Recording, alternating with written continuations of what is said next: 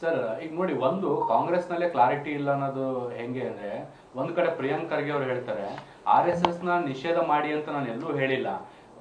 RSS ಕಾರ್ಯಚಟುವಟಿಕೆಗಳು ಸರ್ಕಾರಿ ಜಾಗಗಳಲ್ಲಿ ಆಗಬಾರ್ದು ಅಥವಾ ಅನುಮತಿ ತಗೊಂಡು ಮಾಡಬೇಕು ಅನ್ನೋಂಥದ್ದನ್ನ ಹೇಳಿದ್ದೆ.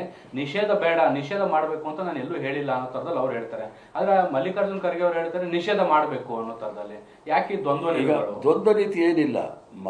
ಪ್ರಿಯಾಂಕಾ ಖರ್ಗೆ ಅವರು ಹೇಳಿರ್ತಕ್ಕಂಥದ್ದು ಸರ್ಕಾರಿ ಜಾಗಗಳಲ್ಲಿ ಏನಾದರೂ ಚಟುವಟಿಕೆಗಳು ಯಾವುದೇ ಸಂಘ ಸಂಸ್ಥೆಗಳು ಮಾಡಿದಾಗ ಸರ್ಕಾರಿ ಪರ್ಮಿಷನ್ ತೆಗೆದುಕೊಳ್ಬೇಕು ಅಂತ ಹೇಳಿದ್ದಾರೆ. ಅಥವಾ ಸ್ಕೂಲು ಕಾಲೇಜ್ ಅಥವಾ ಗೌರ್ಮೆಂಟ್ ಎಲ್ಲೇ ಆದ್ರೂ ಕೂಡ ಇದು ಯಾಕೆ ಹೇಳ್ತಾ ಇದ್ದಾರೆ ಅಂದರೆ, ಕರ್ನಾಟಕ ರಾಜ್ಯದಲ್ಲಿ ಈಗಾಗಲೇ ನೀವು ನಿಮ್ಮ ಗಮನಕ್ಕೆ ಬಂದಿರಬೇಕು, ಸಿಂದಗಿನಲ್ಲಿ ಪಾಕಿಸ್ತಾನದ ಧ್ವಜ ಹಾರಿಸ್ಬಿಟ್ಟು ಅಲ್ಲಿ ಕೋಮುಗಲಭೆ ಸೃಷ್ಟಿ ಮಾಡಲಿಕ್ಕೆ ಪ್ರಯತ್ನ ಮಾಡಿದರು.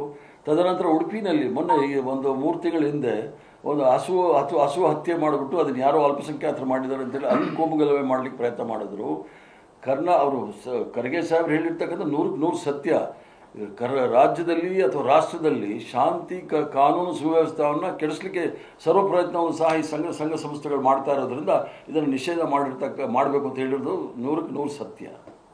ಸರ್, ಈಗ ಕಾಂಗ್ರೆಸ್ ಅಲ್ಲಿ ನೀವು ಪ್ರಿಯಾಂಕ್ ಖರ್ಗೆ, ಮಲ್ಲಿಕಾರ್ಜುನ್ ಖರ್ಗೆ ಸೇರಿದಂತೆ ಬೆರಳೆಣಿಕೆಯ ಕೆಲವು ನಾಯಕರು ಮಾತ್ರ RSS ವಿರುದ್ಧ ಮಾತಾಡ್ತಿದ್ದೀರಿ ವಿನಃ ಉಳಿದ ಯಾವ ನಾಯಕರು, ಸಚಿವರು, ಶಾಸಕರು ಯಾರು ಕೂಡ ಮಾತಾಡ್ತಿಲ್ಲ.